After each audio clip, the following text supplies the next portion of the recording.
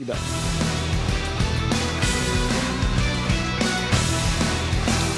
Well, a big fight is getting uglier on the campaign trail today. President Obama ramping up complaints recently that conservative groups are secretly funneling tens of millions into the midterm elections and warning that Democrats are being outspent 7-1, something echoed by Nancy Pelosi. But a new report today says liberal groups have piled together some $250 million for the Democrats. So what about that? Jason Lewis is a radio talk show host and author of Power Divided is Power Checked. And Bernard Whitman is a Democratic strategist and former President Clinton pollster. Gentlemen, thanks so much for being here. So if this has been like an increasing narrative we've seen, Jason, with President Obama and Nancy Pelosi. President Obama says the Democrats are getting outspent, 7-1. Nancy Pelosi said it's something like 8-1 to the Huffington Post. And she actually said that they were being outspent, I think, $200 million to $7 million. That was the accusation, that the Republicans were spending $200, these outside groups, and the outside Democratic groups were only spending $7. It turns out that's really not true.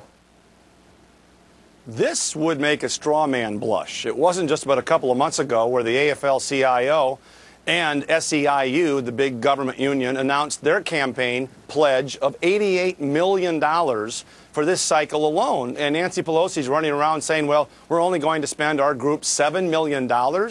I mean, seriously, folks. And, of course, the new report you mentioned, anywhere from 200 to 250 million total coming from Democrats. And, by the way, the Campaign Media Analysis Group to date says Democrats have spent far more on actual advertising than Republicans have. So you've got to wonder, where are they getting this money? Well, maybe they're doing what Washington has been doing. They're borrowing the money, but I doubt it.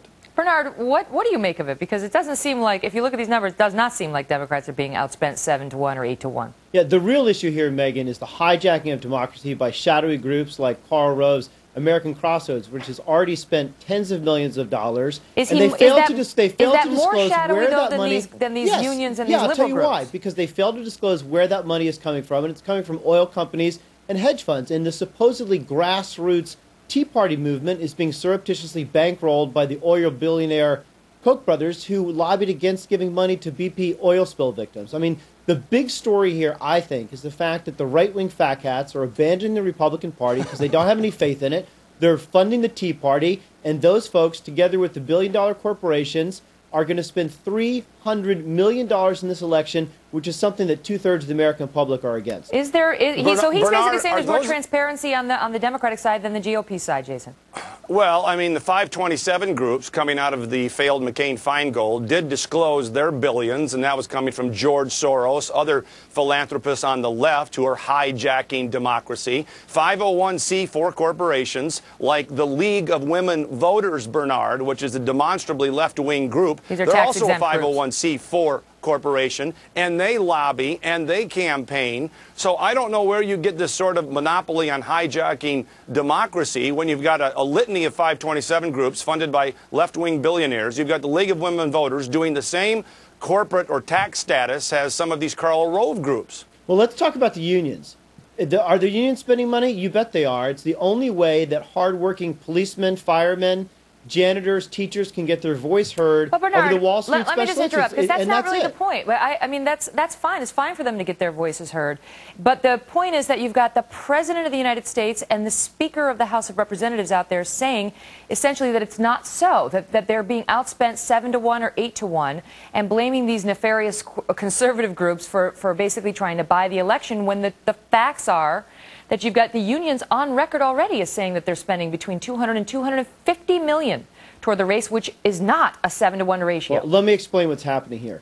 The right-wing groups have spent early money putting together a barrage of TV advertisements that we're already, frankly, quite sick of hearing. The Democratic groups, the labor unions, are waiting to spend their money. They're holding out for the ground game, the get-out-the-vote operation. But that and by the way, doesn't mean that they don't have as much money. That means that they've chosen a different strategy. I think they have chosen a different strategy. It's about when that money is being spent. But you're not speaking to my point, which is the President and Nancy Pelosi may be misleading the American people on this. I think it's a matter of when the money is being spent. Okay, well, that's not what they've said. Bernard, go ahead, Jason. I'll give you the last word quickly. Well, the Democratic Governors Association in 2009 raised a record $23 million, mostly from corporations, including ExxonMobil.